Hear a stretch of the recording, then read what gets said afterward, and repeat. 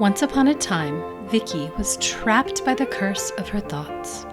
It had her believing she was powerless, imperfect, and weak. Then one day, the curse started to lessen, and Vicki could see a little clearer. As each day passed, her thoughts improved until she broke free. She then began creating magic in her life. Now, Vicki is getting ready to marry her Prince Charming. This is her manifesting success story.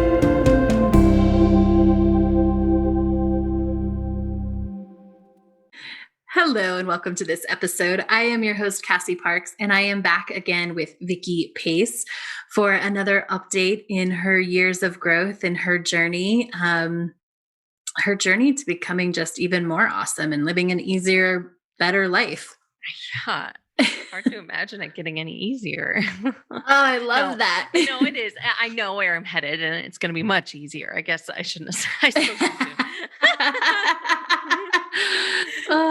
But I get that. Like there is this moment where you're like, oh, how can it get easier? And even if you know, because it feels so good, you're like, oh, it's going to feel even better. What's that like? Right. And that's definitely been an up level or, not a challenge, but a growth opportunity for me to like really embrace that more time and space. And what is that going to be like in the future? Ooh. Yes, I love it. Very cool. Tell us how your future self has been showing up. Open and honest and grounded.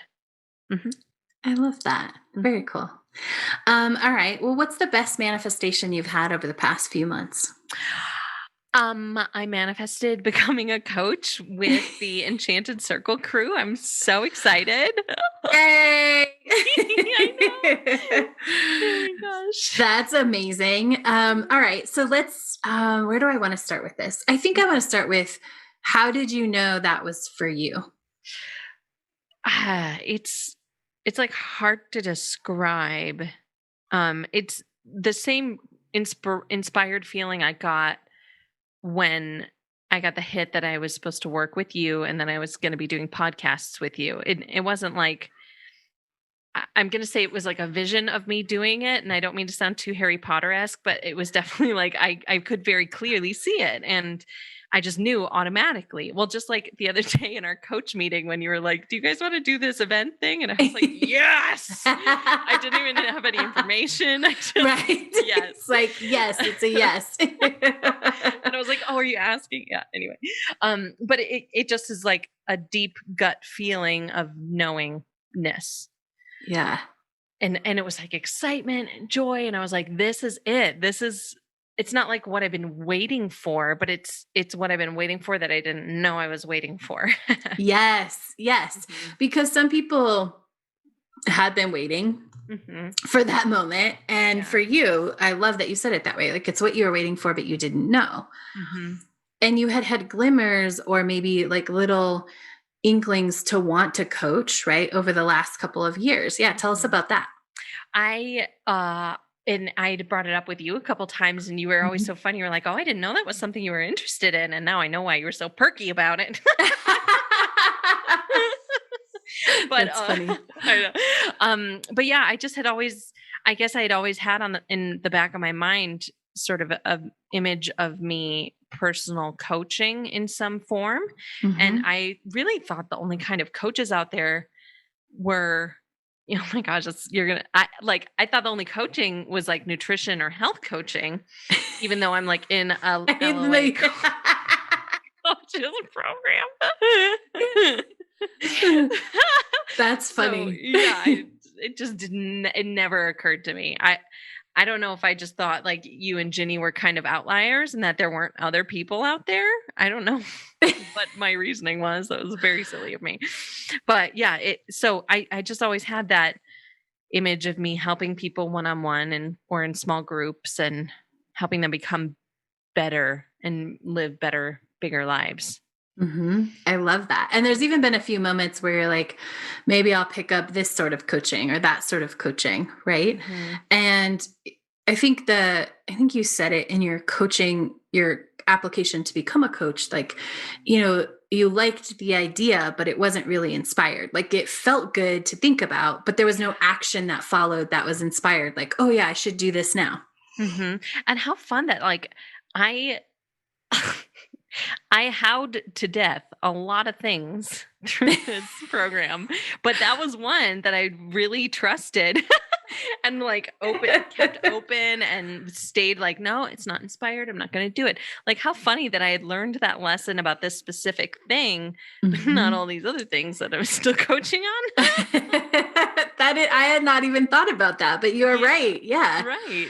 Yeah. So I feel like it's not that it's meant to be like that kind of gives away the power, but it's what my future self has created for me. Absolutely. Yeah. Yeah. Even before like you knew it was a thing. And I feel like I before even a workshop, I had this inclination. Amazing. Yeah. That's awesome. I love it because it's so different than what I don't call it your original future self. I still think I still think they match. I don't think I agree. we completely abandon a version of our future self. We just are able to evolve, but it's so different. Like coaching never showed up there, which is also cool. Yeah. Which is, I just feel like it's even more perfect because that means my coaching life and coaching future self is like super successful because of everything I've already created for myself in the future. It's going to be amazing. Yes. Oh my gosh. Yeah. What are you most looking forward to about becoming a coach? Seeing people's lives grow and expand, and the moments of them like looking at me saying, I never thought this was possible. This is amazing. And just like going, I mean, like what's happening right now, like so many people just going boom, boom, boom, boom, boom. All these amazing things are happening. My life is perfect. This is great. And I like, that's what I'm looking for. I, that's always what drew me towards teaching and directing kids was seeing that growth and that spark of learning in their eyes.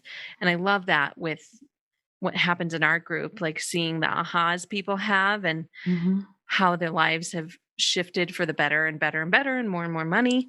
And I'm looking forward to most those aha moments with my clients. Yes. Yay. That's awesome. Why would you tell somebody to join Manifest 10K? I mean, if you like money and an awesome life, like why the F wouldn't you want to do this? Right. I want to say it's easy, but it's not necessarily easy, but it's so clearly like the path is very clearly laid for us in this course that it's easy to guide yourself and get guidance through big growths and live a bigger and better life. Yes. Yeah. Amazing. I love it. Anything else about coaching that you want to tell us or anything else you want to talk about? No, I'm so excited. There's like, I feel like there's no words to describe my excitement, but it's like a deep knowing and joy. I don't think I've ever been so excited for something before. And like, I played Mary Poppins once. You know, this is amazing. Oh, who I was always meant to be that I didn't know. I think I'm repeating myself now, but it's who I was always meant to be. Oh, that's awesome. So I have one question before I turn it over to you that you just inspired. Yeah. Because you know that you want to be that. And yet there are moments in training where you're like, shouldn't I just force myself to be should I just force myself through this? Do I really have to wait on inspiration? Yeah. So talk about navigating that, navigating the wanting something and yet, learning not to force it.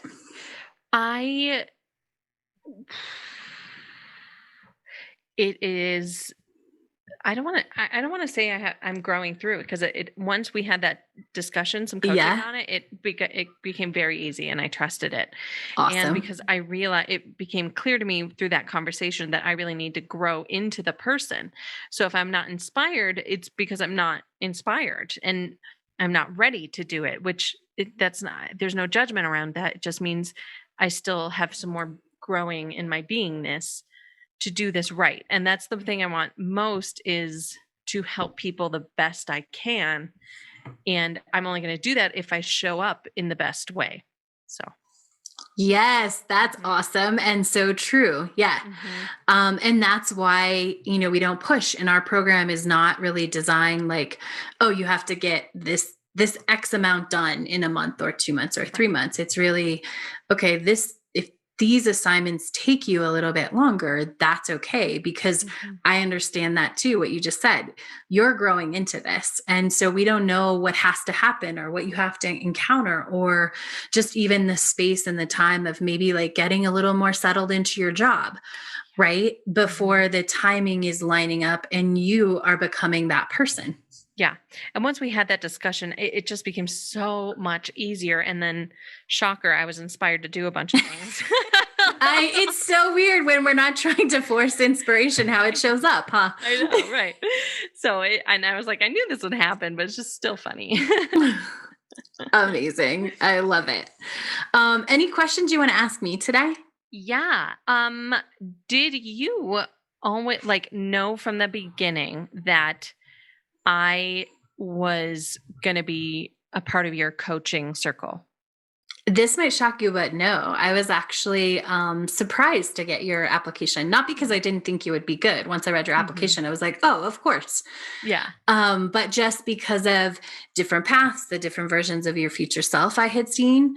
And I know a lot of what you want. But what I got from that application, the reason I knew it was solid is you're like, I'm willing to not give up, but I'm willing to put this part off to create this amazing life, because I know I can come back there. And for me, what I saw in that answer was so much of me. Like, oh, I'm willing to live at less than I'm making in my salary. I'm willing to I was living fine, but pay my bills, right? Not be making what I was at my corporate job, to leave and have that freedom. I'm willing to kind of live on less to grow into more. And so that's exactly the energy and what I saw in your application. And I was like, oh, this is for sure for her.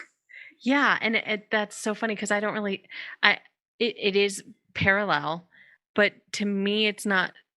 It's different situations. I guess I am living on less in terms of that creative energy, like less fulfillment in that creative energy outlet, but it's also honoring more of my worthiness, which I think is what you went through as well, is stepping into more, I'm worthy of space and time and time off. I'm worthy of, I'm worthy of time off. I'm worthy of working less. I'm worthy of, just having that space and time that you're really wanting right now, which is awesome. And I think it's so perfect how sort of letting go of the theater really happened almost simultaneously with when the opportunity to become a coach came out, like if not a couple of weeks before. I mean, they were real close together. It was really close together. I'd like to look at those dates and see like how close together it was. Now I would too, because I don't necessarily think that it felt close together in my mind until thinking about it just now, that it was it's almost, I would be interested to see, we'll report back, should we remember next interview, if it was almost like you let go of theater and then the opportunity opened, or you were kind of in that space of, I'm ready to be worth more, right? Because it's not letting go of theater. It's owning your worthiness of your time and your money and your space and your freedom. Yeah. Yeah. It is. And I think I was thinking about the timeline, and I think it was all within the same week. It could be. Yeah, because I also had a conversation with my old boss at that point, where I realized in that conversation, I need to leave this and go somewhere easier. And so it's just, I think it all happened within that, between Tuesday and Thursday, those calls. I think it was all really quick. Yeah, which totally makes sense, right? I mean, and that goes to that timing lining up. I waited on inspiration too. Like, okay, when am I going to send out this email? When am I going to record this video? When is this first call? And so it's all about it coming together, because it's not just one of us that's creating anything. Yeah. And I think you also um impressed upon us the importance of the the coaches and you right now, like being in the right energetic space. So what we're creating as a group is what we want. Right. Yeah. Yes. And I think I was able to tune into that better once COVID hit, and you gave us kind of a couple speeches about your energy right now is really important Mm-hmm. from what the world is creating. We're all, it's so it just like I had practice already. That's awesome. Yeah. Yay. Very cool. Any other fun questions you have for today? Where did the name Enchanted Circle come from? So I saw your question earlier, and I just I don't remember if this happened at my mentor's house and all of a sudden it was or I had already been calling it the Enchanted Circle. I know we came up with like the Enchanted Life Workshop was going to be the name, because for a long time the workshop was just the workshop, and it's actually back to just the workshop. Yeah. Because that's what it is. It is the workshop. For me, it's the ultimate workshop. It creates what you want. So I knew enchanted means to add magic to. It's really like, if you look up the definition, it's adding that magic to your life. And that's what I believe we do. Even though I believe it's science, I also believe science is magic. I mean, who hasn't like seen an experiment and been like, oh my God, that's so cool. It's like magic, right? Yeah. And so just that adding of that and living that life is where the enchanted came from. And then the circle, I just knew I wanted it to be about, I didn't want a group. I've never wanted to be like just a guru. I've wanted to create a space, to create a circle where everybody is giving and receiving, not just, we don't give and receive advice in our group. What we give and receive is energy and evidence and celebration and growth and space and all of the magic things that you need, or all the things that help you create magic. And so I really wanted that circle for me was important, because I think we all stand together. It's a little more active almost. Yeah. It is very much have us all like standing in a circle holding hands, which I don't know if it's ever happened, but that's the vision I have. Yeah, not even at a photo shoot. I guess we have stood in a circle and done cheersing, which is right, which is totally better. Yeah. Totally better to be clinking glasses. Yeah. But yeah, that's where it came from. That's so. I feel like there's some old interview where you said people started calling it Enchanted Circle. Oh, it's possible. Oh, now I should go find that. Yeah, because that was like one of the first episodes. It was you and Ginny, I believe. So I did have a client, and so she would always post, there's a picture when she got to Denver, there's the mural, at DIA, sort of with all these different types of people and animals and stuff, the mural. Yeah. And she posted in front of that, and, she said, I'm in the enchanted zone. And I don't know if that was where it started or she started that after it. But yeah, it probably was somebody else just calling it. That makes a lot of sense to me. Well, no matter what, it's super fun. Yeah. Do we have time for one more question? Of course. Okay. So I know what it's like in a family, going through phases of different board games, like what you're into at certain times. Yes. My family's super into euchre right now. Well, for the last 20 years. But so what about you guys, your household? What card game, board game are you guys super into right now? It rotates, but right now it would be spoons. Oh God, I love spoons. Me too. I loved it as a kid. And my cousin, it was really fun because my cousin was here this summer and I'm like, oh, I taught Xavier how to play spoons. Like, let's teach your son. And she's telling the story, at my mom's house, at Aunt Karen's house, we used to there would be tables and tables, just like, you imagine like just this line of tables of people playing and fighting for spoons. So that is really... We used to hide the spoons around the room. Oh my God, that's funny. To get like everybody, like one person stands up, everybody stands. Oh my gosh, or play with forks. That's not safe, but so fun. I can't believe you said spoons. Fun. That's so cool. Yeah. So that has been the very fun one. We actually have family night where my sister comes over once a week and sometimes other people. And so that's what we've been playing every every Thursday night right Oh now. my gosh. Well, thank you for sharing. How fun. Yeah, it's awesome. Thank you for asking. That's a fun question. Yeah. So I'm so excited to say this. If you want Vicki to be your coach, you can go apply to be a Manifest 10K and you can check her name and we will partner you if you just know that she's your coach. And that's how Vicki picked me, right? There were two choices and Vicki was like, it was you. I remember reading your application and you're like, it was just you. So if you know Vicki is your coach and you are ready to start your journey because like she said, you love money and you want more of it and you want an easier life, go to manifest10k.com and apply to pay after you manifest. Thank you, Vicki. Thank you, Cassie. And thank you all for listening. Come back and check us out next time. The telling of stories is so powerful, both to the person telling it and the person receiving it. Since 30,000 BC, we as humans have told stories to teach and guide. And now we, with Manifesting Success Stories, hope to inspire you to what is possible in your own life. If you want more manifesting success, go to moremanifestingsuccess.com, where you'll find links to anything we've talked about on the show. Thank you for joining us today, and remember, you have the power to write your own happy ever after.